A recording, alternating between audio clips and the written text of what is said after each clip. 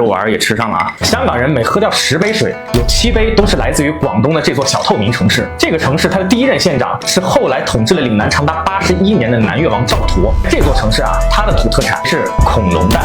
咱这就去一探究竟，目的地广东河源。聊河源啊，就要追溯到2000多年前秦始皇南征百越的时候。但是在此之前，我先带你们去看一个吉尼斯世界纪录。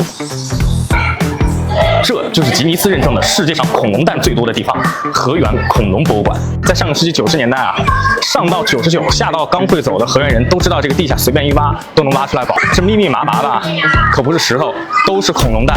小的呢有鸡蛋那么大，大的有西瓜那么大，足足有2万颗。咱河源作为恐龙之乡，必须得有以河源命名的恐龙——黄氏河源龙。你看是不是还挺萌的？这个恐龙足迹的研究啊，也是一门学科。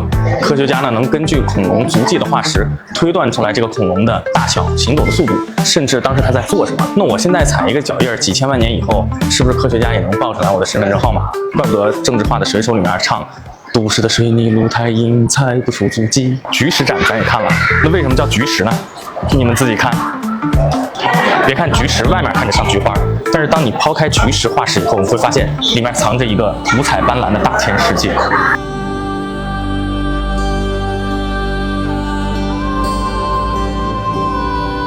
这鸡蛋、鸭蛋、荷包蛋咱吃过，笨蛋咱也见过，但是呢，就是没吃过恐龙蛋，哎，可惜了了。要是能早生个几千万年，没准还能尝尝恐龙蛋是什么味道呢。恐龙蛋没吃上，这紫金大肉丸是吃上了，比我拳头稍微小一点，试试味道。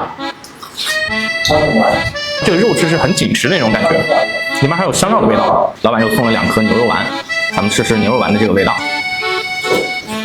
这个牛肉丸啊，它味道更浓郁一些，而且能吃出来很明显的胡椒味儿，并且啊，它跟潮汕那个牛肉丸差别还挺大的，它的这个颗粒感很明显。老板刚才还说了，我本人比视频里帅，怪不得做的这么好吃。老板有品位，走了。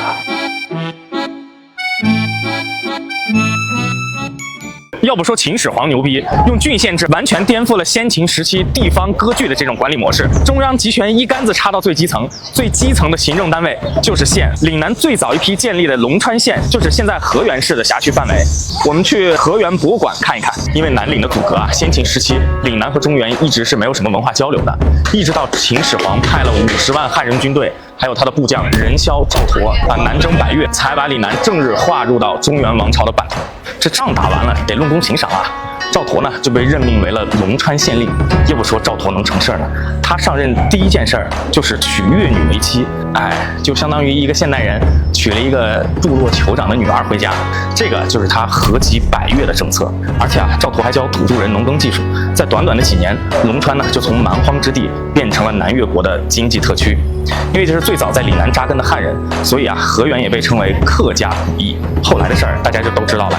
秦末大乱，赵佗趁机自立为王，在岭南呢建立起南越国。据说啊，龙川县治所在的驼城镇地下呢暗藏了大量的兵器粮草，这个也是赵佗筹备称王的秘密基地。让我们把时间拨到1300年后的宋朝看一看。这是建于南宋绍兴2年的河源归峰塔。在它建成的5年前，北方的中原王朝发生了靖康之变。没办法啊，实力干不过人家金人，连皇帝都被人家掳走了。小皇帝赵构一看，这个北方啊是待不下去了，所以呢就南迁定都到了临安，也就是现在的杭州。但凡在朝廷里面有个一官半职的，或者家底儿殷实的这些富商巨贾，也都跟着搬走了。老百姓一看，那还愣着干嘛？咱也收拾收拾铺盖走呗。所以呢，在那个时候，又有一大批的北方人进入了岭南，他们呢也是河源客家先民的一部分。走，我们上去看看。归峰塔本地人称为老塔，是平面6角形7层楼阁式砖塔，一明一暗14层的设计，明层观景，暗层礼佛，是非常典型的宋塔的形制，和我们之前看的同为宋塔的3营塔非常相似。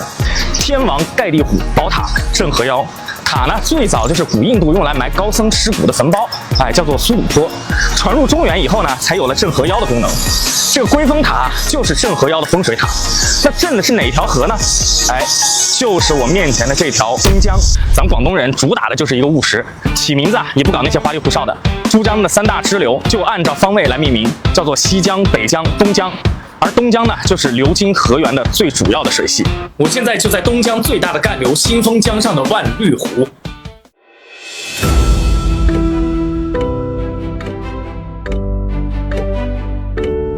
万绿湖的面积有68个西湖那么大，而这东江在河源的面积占到了河源全市的87%。这杯水是从万绿湖湖心25米的深处取上来的。农夫山泉的取水地也在这儿，怪不得农夫山泉说他们是大自然的搬运工呢。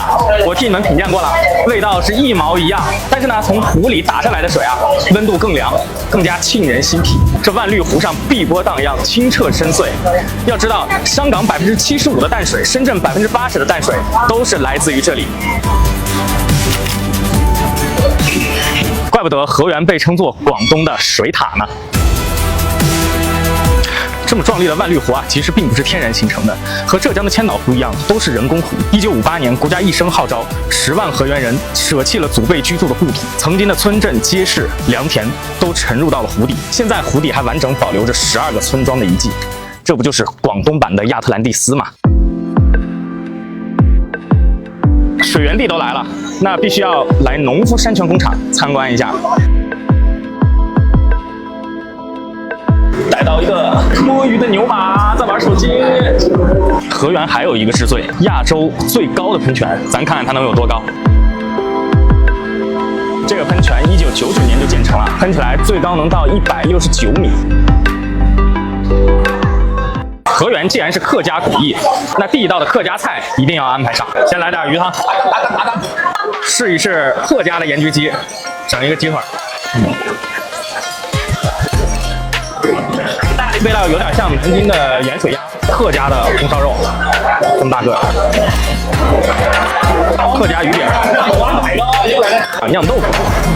据说客家人从北方迁到岭南以后呢，很怀念北方的饺子，但是这边没有面，所以呢就拿菜豆腐这些来去包一坨肉，然后呢当做饺子去吃，这就有了客家的酿豆腐。万绿湖的水库鱼得安排上，客家糍粑来一个。